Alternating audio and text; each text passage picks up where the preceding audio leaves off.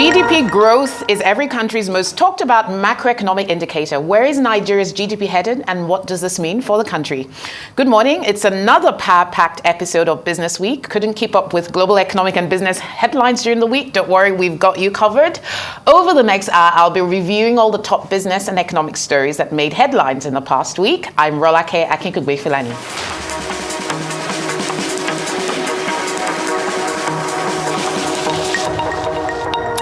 So we'll start with a summary of global energy commodities market as at Friday, the 28th of July. Let's take a look at what energy commodities said. Well, Brent has settled well above $80 a barrel, and oil prices actually gained more than 16% just in June. It's the longest rally we're seeing in the market since Russia invaded Ukraine, even though prices did end down yesterday. But we're looking at $84 a barrel, which means traders are probably pricing in a tightening in the market. We also see U.S. oil prices at $79 a barrel, down also by 21%. 21 basis points, I beg your pardon, as at Friday. But natural gas and gasoline still holding up. I think one of the main drivers of that has been the recent price uptick, primarily driven by the OPEC plus voluntary cuts, as well as production challenges in countries like Libya and Niger. Let's look at what's happening on the Nigeria stock markets. Well, actually, the All Share Index was down 65 basis points as at yesterday, Friday, to close at 65,056.39 points, equity cap of 35.42. Interesting, a lot of the brewers, international brewers, Guinness brewers, declaring losses for the second quarter on the back of Naira devaluation. Of course, for a lot of companies and operators that depend on imported inputs into their value chain, the more than 40% devaluation in the Naira we've seen since the unification move policy by the CMN has clearly affected their numbers. But All Share Index still around 65,000 points. Let's look at what's happening across Europe. Interestingly, the European Central Bank has lifted rates again. That's the 9th time in a row. And it seems like markets can't quite work out what to make of this. Euro Stoxx 600 down by 20 basis points. But you see the London FTSE All Share Index, Germany and the Paris markets all up. But Spain is down. Of course, Spanish elections ongoing at the moment. Scooting over to Wall Street as at Friday, the 28th of July. How are those numbers looking? Let's take a look.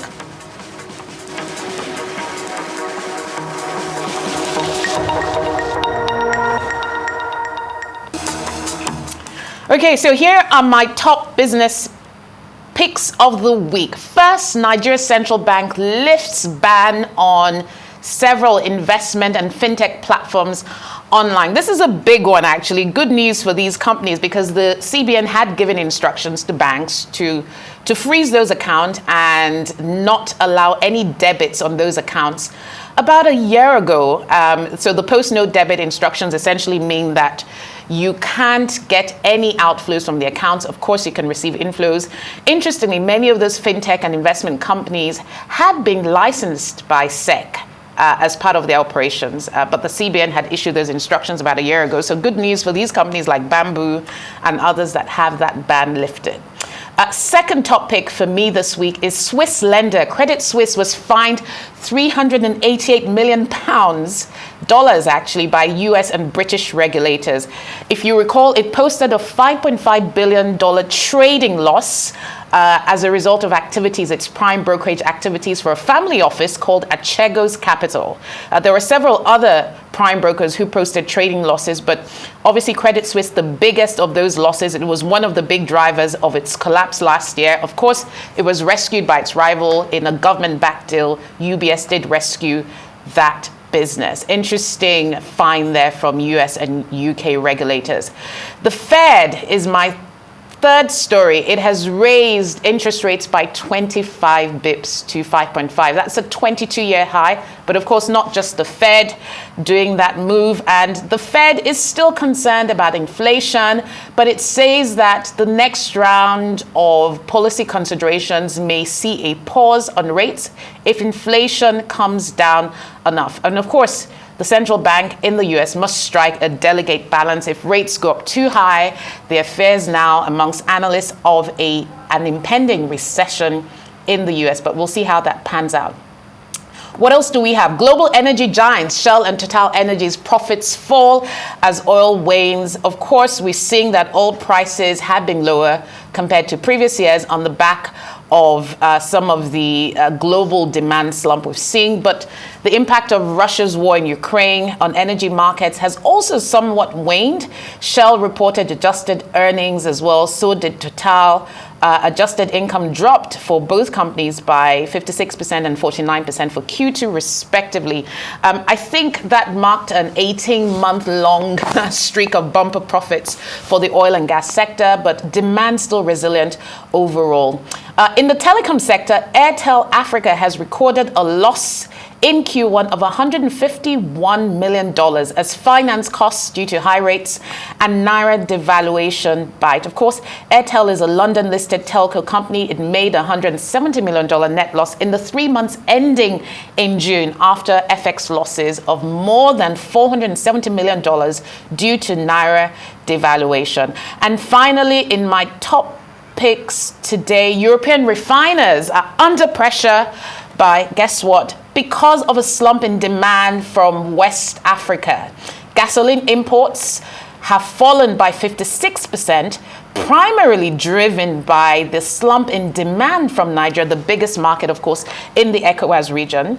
And one of Europe's main markets for gasoline being Nigeria. Of course, we saw full subsidies ending in Nigeria, leading to price hikes across the board. In fact, North America and West Africa, with Nigeria at the helm, have historically been the top two destinations for petrol exports from Europe, which produces more gasoline than it actually uses. So, of course, depends on demand from the West Africa region.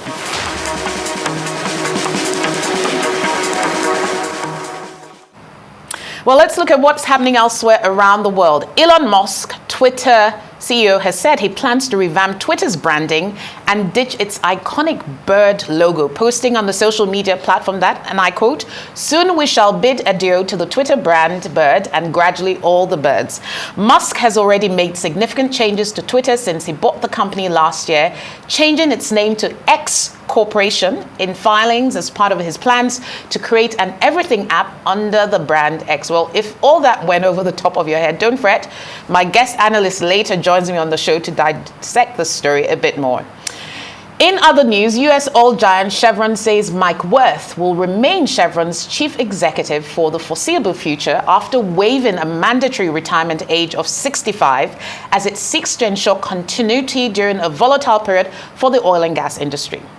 Wirth, who turned 63 later this year, has been at the helm of the super major since 2018.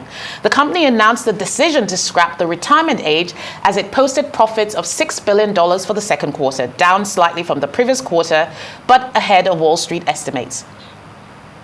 Google on Wednesday announced that Nigerians can now make payments on its Play Store platform using local currency, the Naira.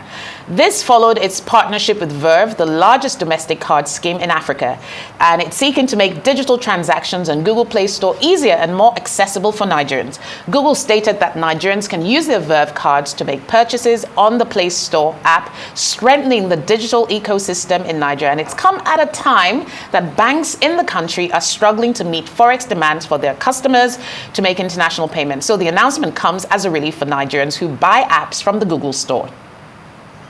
Well, Nigeria's President Tinubu's highly anticipated ministerial nominees list has finally been sent to the Senate.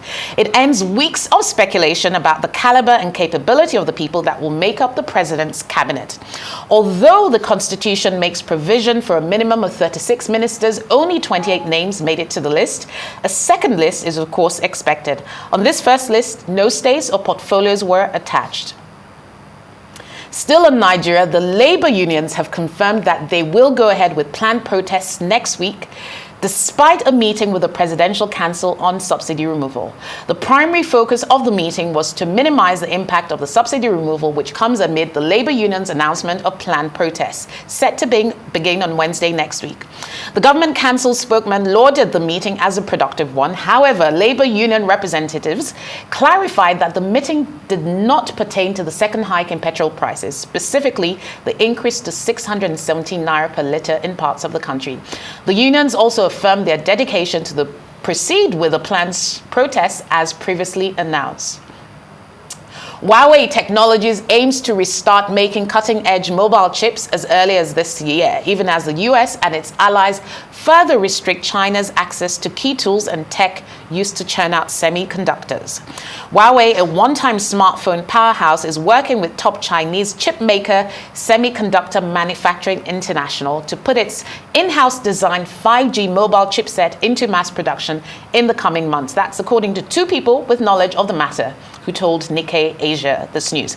Huawei has been unable to make cutting-edge mobile chips since Washington cut off the company's access to key American technology and vital suppliers in 2020.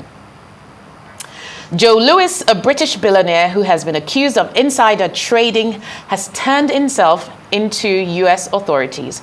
According to a representative for the U.S. Attorney's Office, the 86-year-old turned himself in to federal authorities in Manhattan on Wednesday morning. Prosecutors revealed an indictment against Lewis a day earlier. Well, that's all for the market roundup.